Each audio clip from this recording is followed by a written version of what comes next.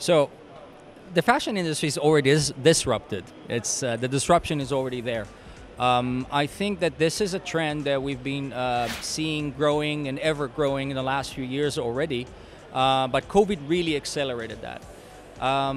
There's a really big gap between the requirements and the needs of the front end, of the designers, of the consumers, of the people that actually wear fashion and use textile in their everyday life, and between the means of production and what happens in the back end.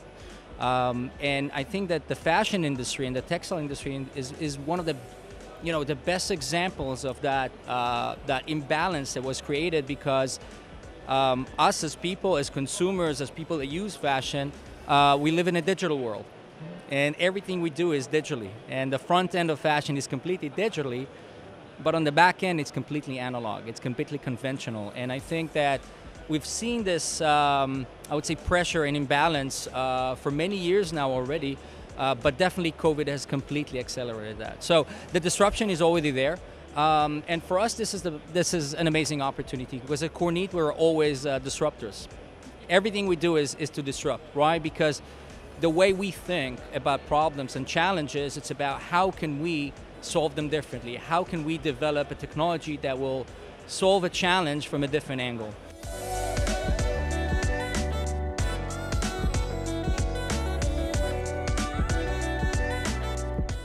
So sustainability for us, first and foremost, when we look at sustainability, we look at ESG, we look at the broader sense of sustainability. So for us, it's always about the environment, but also society and economy, right? In order for something to be sustainable, it cannot just be environmentally sustainable. So when we look at it, it's about creating a new model that will work differently, that will be profitable economically, that will be inclusive and diversified from the social aspect, and also, of course, from the environmental side. So our technology is very unique in the sense that it's a single-step process. So it does not require any additional processes outside of it, not before, not after. And this is how we have full control over our carbon footprint. Okay, and so of course we ensure that our technology is the most sustainable that can be out there. But if you put that on top of the fact that we actually eliminate additional processes, this is how this becomes the most sustainable solution for manufacturing fashion.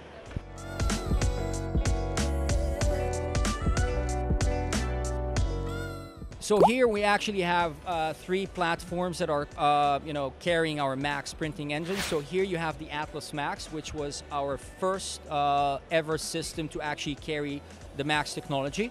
Over there, you can see later, it's the Atlas Max Poly, which is, again, relying on the Max printing engine, but has a very unique process. The printing process itself is super unique because it's a low curing temperature process that is specifically aimed for decorating dyed polyester. Super unique, one of its kind, again, allowing new opportunities for our customers. And all the way on the other side, you will see the new Presto Max and the Presto Max S that is a direct-to-fabric platform that also carries right now the Max engine and can, again, do very unique things. Apollo is the next generation of a production line. Okay, so and this, I think this is the big change that we need to think about. So a lot of the systems that you see here are printing systems, but the Presto, for example, is not really a printing system. It's a print line. It's a full print line condensed into one single-step solution. The Apollo is a very similar concept for the direct-to-garment environment.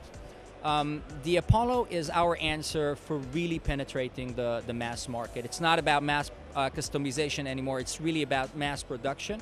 And it actually answers the need that, again, started a few years back, but really accelerated since COVID. And that's the whole concept of reshoring, of really moving runs and production from faraway places closer to the end consumers and the end market.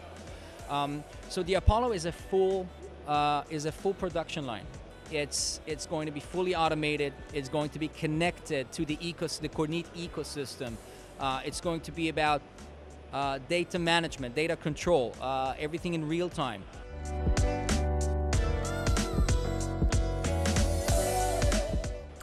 So I look at it in two different planes, I would say. So in the most, I would say, core plane is just digital printing. I think that even though the technology has been here for quite some times, we're as a company we actually celebrate 20 this year, which sounds a bit, wow, 20. That's more than you thought probably.